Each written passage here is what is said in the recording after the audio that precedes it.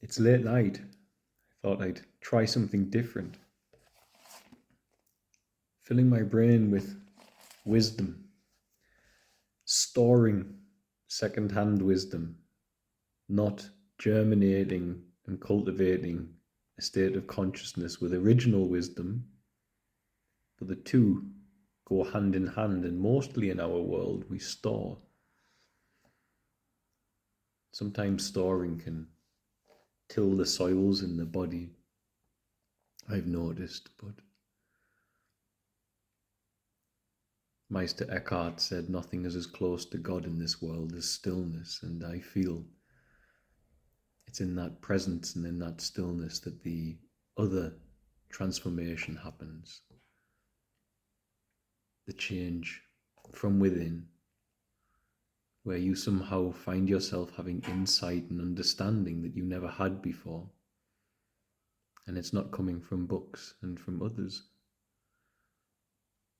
But the two are needed,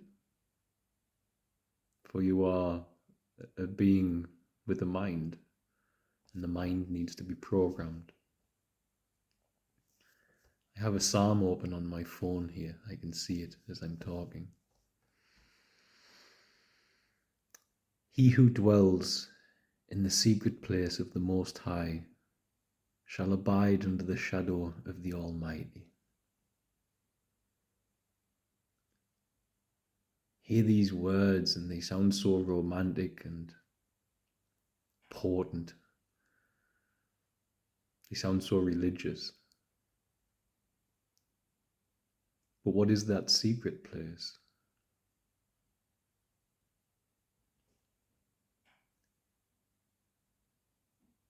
To the average human being living in sin, by that I mean trying to extract energy from the world to give them the energy that can only be found by surrendering to God, God's laws, God's way, God's will for your life.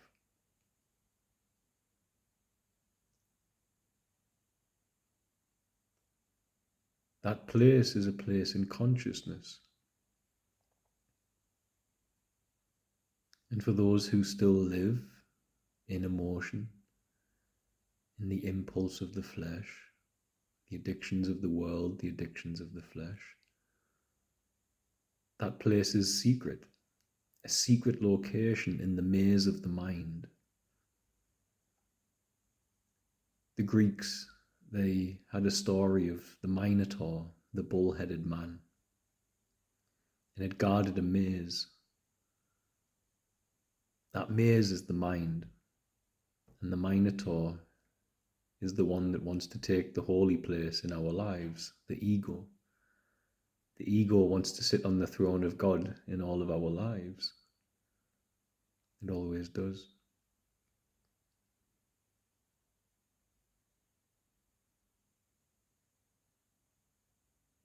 When you know the secret place and you dwell in the shadow of the Almighty,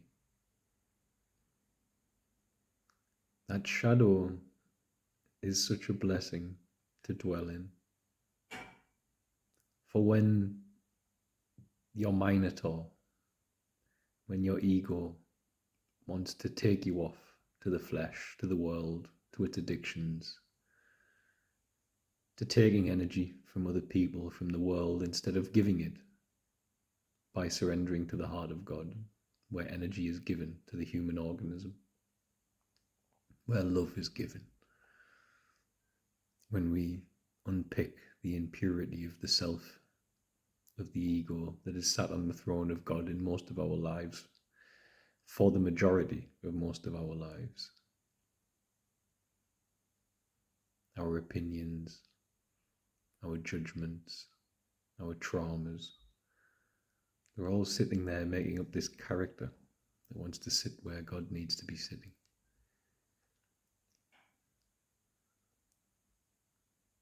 The shadow is a blessing because it enters every cell of your body and it says to every cell of your body, with the conscience, of something higher and more moral than the ego, than the selfish ambition of the self. And it's tender and it's subtle and it's intuitive, but it tells you, don't go there. That's what the shadow of the Almighty does. But you've got to find that secret place in your consciousness, you see. And it is very secret for most. It's away from your name and your nationality. It's away from your relationships. It's away from your academic achievements. It's away from your work, from your career path. It's a timeless stillness where the presence of God is revealed. In that secret place, if visited for only 1 minute every day,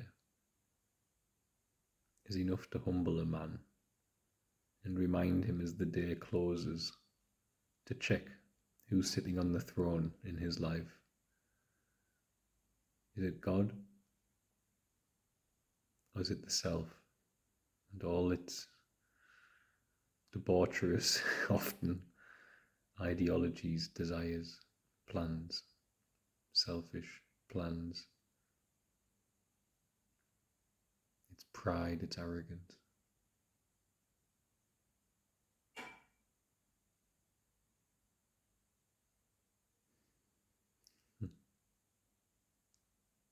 It's a secret place. You can't find it unless the activity of your body is right, is correct. You can't live in purely and know that secret place. You can't do it. You can't have both worlds. You can't live in purely and then be entertained by the notion of God.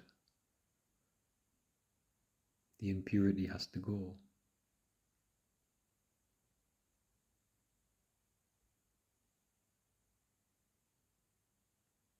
And there, that the shadow that illuminates, which is the presence of the Almighty, the only shadow that truly lights up a man, will be with you, tingling, talking, and burning in every cell that you are, stimulating your heart, your mind, your intelligence to be something different to what it was. Something that lives for the love of the eternal and all of the meaning and depth that has, instead of the wickedness of the temporal and the flesh and the shallowness that brings.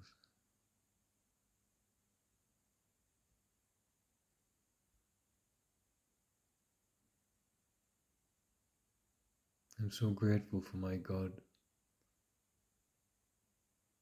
I just wish every human knew this peace. How could you ever turn away from it once you do?